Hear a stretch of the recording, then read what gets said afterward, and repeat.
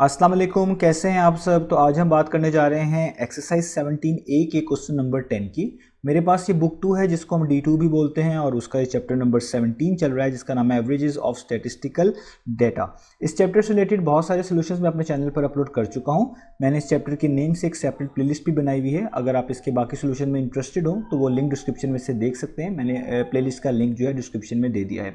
इसके अलावा मैंने एक फेसबुक पेज भी बनाया है सॉल्यूशन सब के नेम से। अगर आपको मेरे कोई वीडियो कंटेंट के हवाले से कोई क्वेश्चंस हो, कोई सजेशंस हो तो आप मुझे इस फेसबुक पेज के थ्रू बता सकते हैं जिसका लिंक डिस्क्रिप्शन में गिवन है। तो आइए अब स्टार्ट करते हैं क्वेश्चन नंबर 10 को। क्वेश्चन नंबर 10 की स्टेटमेंट आपको सामने नजर आ रही है। हम इसको पहले समझेंगे और फिर इसका जल्दी से सोल्यूशन स्टार्ट करेंगे। तो यहाँ पे लिखा हुआ है the mean monthly ways of 7 experienced and 5 inexperienced workers is $1000। तो हमें यहाँ पे बताया जा रहा है मंथली वेज के बारे में। वेज आप कह लें, एक तरह की तनख्वाह बोल लें, इसको सैलरी बोल लें, किनकी, वर्कर्स की, जिनमें कुछ एक्सपीरियंस है और कुछ इनएक्सपीरियंस है। तो हमें यहाँ पे कहा गया है कि अगर 7 एक्सपीरियंस्ड और 5 इनएक्सपीरियंस्ड वर्कर्स को देखा जाए, यानी 7 + 5 आप कह लें, एक तरह के 12 वर्कर्स को जिसमें एक्सपीरियंस भी और इनएक्सपीरियंस भी शामिल हैं, उनकी वेज जो है ना वो $1000 बनती है। If the mean monthly ways of 5 inexperienced workers is $846, तो वो कह रहे हैं अगर सिर्फ इनमें से जो ये 5 इनएक्सपीरियंस वर्कर हैं इनकी मंथली वेज देखी जाए तो वो $846 है। तो find the mean monthly ways of 7 experience worker. तो बताएं जो एक्सपीरियंस वर्कर्स बाकी बचे हैं उनकी मीन मंथली वेज कितनी होगी।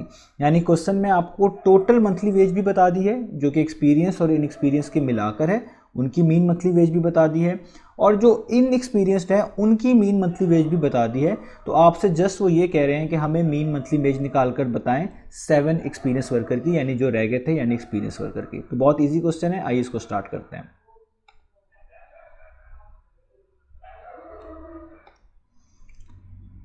तो अब हम क्वेश्चन को स्टार्ट करते हैं। तो जो गिवन डाटा है इसी की मदद से हमने ये क्वेश्चन सॉल्व करना है। तो सबसे पहले देखें जो लिखी हुई है mean monthly ways of 7 experienced and 5 inexperienced worker. तो हम पहले इससे स्टार्ट करते हैं। तो मैं यहाँ पे लिखता हूँ मीन मंथली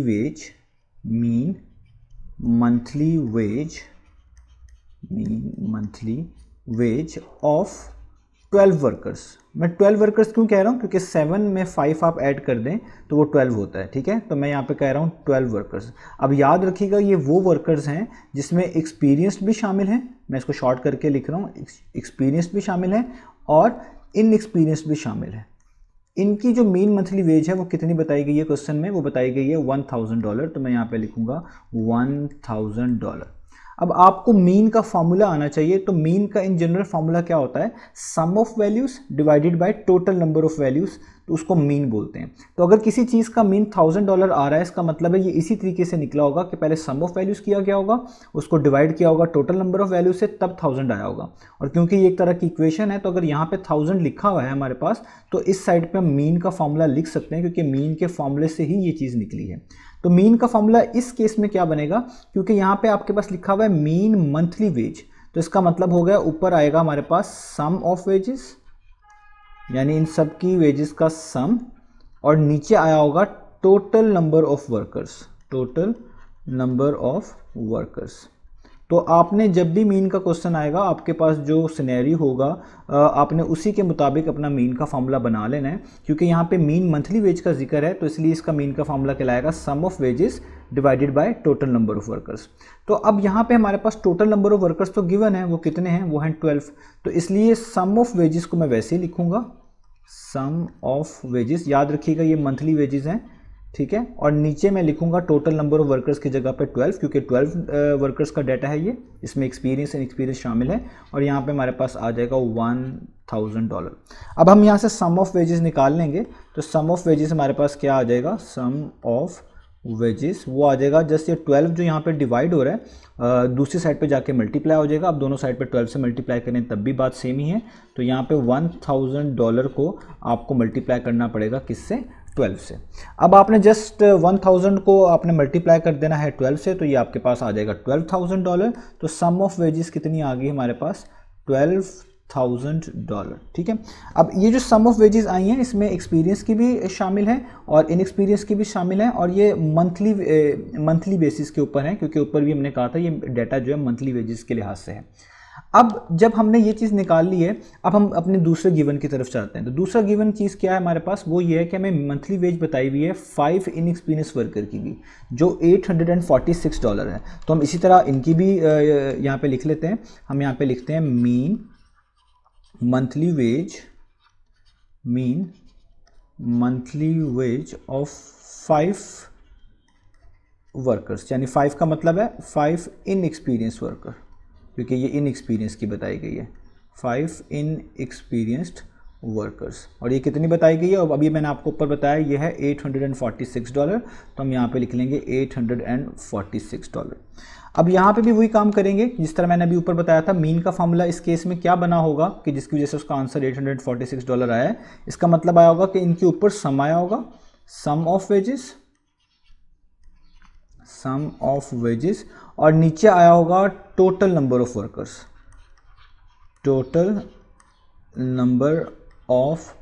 वर्कर्स, तभी इस मीन के फॉर्मूले की वजह से इसका आंसर क्या आया है, $846। तो अगर यहाँ से भी मैं सम ऑफ वेजेस निकालना चाहता हूँ तो वो बहुत आसान है, क्योंकि सम ऑफ वेजेस को तो हम वैसे ही लिख लेंगे यहाँ पर, और ये जो टोटल नंबर ऑफ वर्कर्स हैं कितने हैं इस केस में है 5। तो नीचे आपके पास क्या आ जाएगा, नीचे आ जाएगा आपके पास 5, और यहाँ पे आ जाएगा $846। अब ये जो 5 यहाँ पर डिवाइड हो रहा है ये वहाँ जाकर मल्टीप्लाई हो जाएगा दूसरी साइड पे। तो sum of wages of 5 inexperience worker का आंसर हमारे पास क्या आएगा, वो आएगा $846 मल्टीप्लाई बाय 5। तो अगर आप $846 को 5 से मल्टीप्लाई करते हैं तो आपके पास आता है 4230, ठीक है, यानी $4230 आता है। अब हम क्या करेंगे, हमने दोनों के सम क्यों निकाले हैं। देखें, हमने सम ऑफ वेजेस भी निकाल ली है 12 वर्कर्स की, वो है $12,000, और हमने सम ऑफ वेजेस भी निकाल ली है 5 इनएक्सपीरियंस वर्कर की, वो है $4,230। तो अगर मुझे ये वाली वैल्यू चाहिए कि मुझे मीन मंथली वेज चाहिए ऑफ 7 एक्सपीरियंस वर्कर की, तो जाहिर बात है उसका फॉर्मूला भी यही बनेगा, sum of wages divided by total number of workers. तो हमें पहले सम ऑफ वेजेस चाहिए होंगी 7 एक्सपीरियंस वर्कर की, अगर हम उनकी मीन मंथली वेज निकालना चाहते हैं। तो उसके लिए हमने सारा काम किया है। ये जो टोटल वैल्यू निकाली है, टोटल जो हमने सम निकाला है 7 वर्कर्स की वेजेस का, वो यहाँ पे 12,000 है, और जो सिर्फ 5 इनएक्सपीरियंस वर्कर का सम निकाला है वो है 4,230। तो अगर हम निकालना चाहते हैं sum of wages of 7 experience worker, मैं यहाँ पे लिखता हूँ, अगर हम निकालना चाहते हैं sum of wages of 7 experienced